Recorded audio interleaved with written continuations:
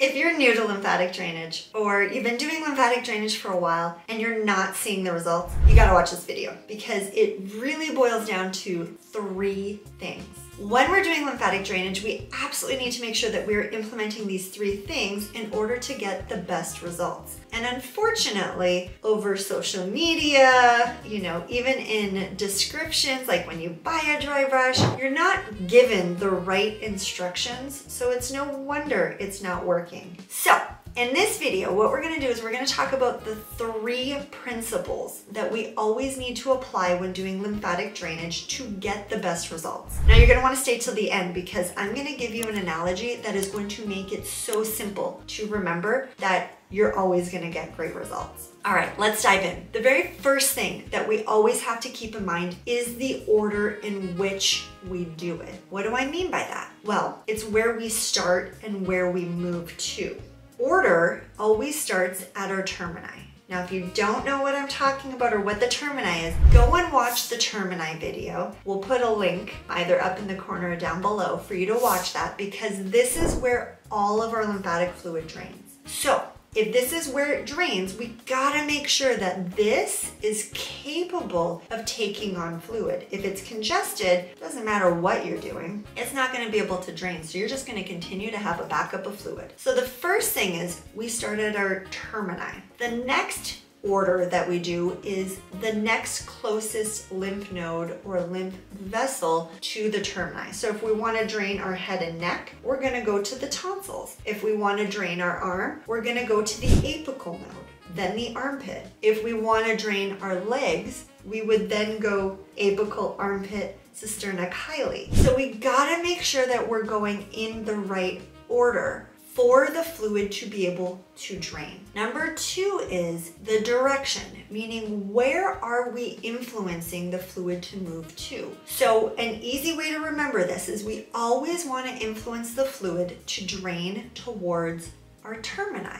So we're always moving the fluid in the direction that's going to be up towards our termini. So what that means is, let's use our arm as an example. We're starting at our termini. We would then go to apical, armpit, and then for the lymphatic fluid, brushing the fluid up towards the termini. We're moving it up. Okay, so the direction is where we're moving the fluid to. The third principle is probably the best word to use that we need to always keep into consideration is the pressure. Now, I see this happening all the time very wrong. We are not doing a massage, meaning we're not doing like a muscle massage. The lymphatics that we're influencing is just under the surface of the skin. So we're not digging and working below the tissues of the muscle. It's super, super light. So what I want you to think of is taking a feather and brushing it across your skin, just like this. So if we have a feather, what we're doing is we're brushing the feather across our skin. The amount of pressure that we're putting on our skin with the feather is all that we really need. Now you can see that I'm not pushing down. If I push down with the feather, it's not gonna do anything, right? And it just makes the feather all messed up. Same principle applies. We're not pushing down and dragging. What we're doing is we're gliding. So this is a great way to learn pressure is grabbing a feather. So when it comes to using our hands or a tool like dry brush or gua sha, it's literally the weight of the instrument, in this case my hands, and I'm gliding. I'm not digging, I'm not pushing.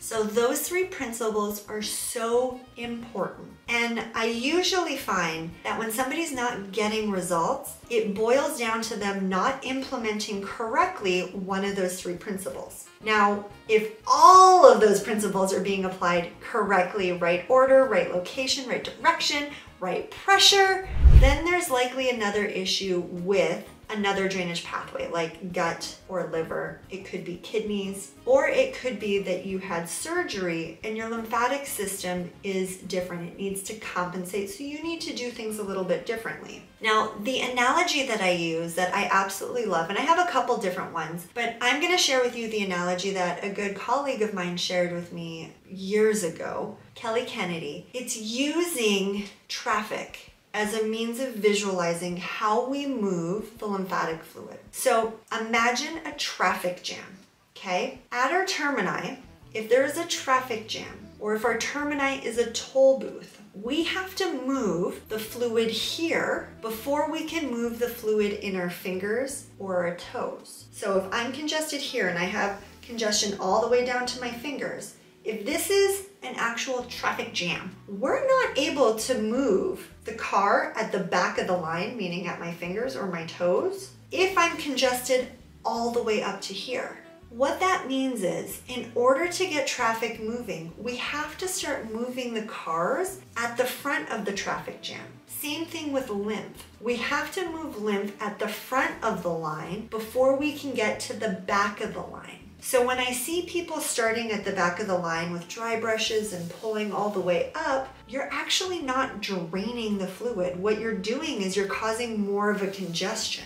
So that's why order and direction is super important. We gotta start in the right order and move along the way, constantly moving the flow of traffic, or in this instant, lymph, all the way to where it's supposed to drain and exit. So if you picture a traffic jam when you're doing lymphatic drainage, and imagine that the fluid or the symptom or wherever you're trying to influence is the end of the line, that's the back of the traffic jam, you got to influence all of the cars or all of the lymph between the termini and the back of the line before you can get the back of the line to move.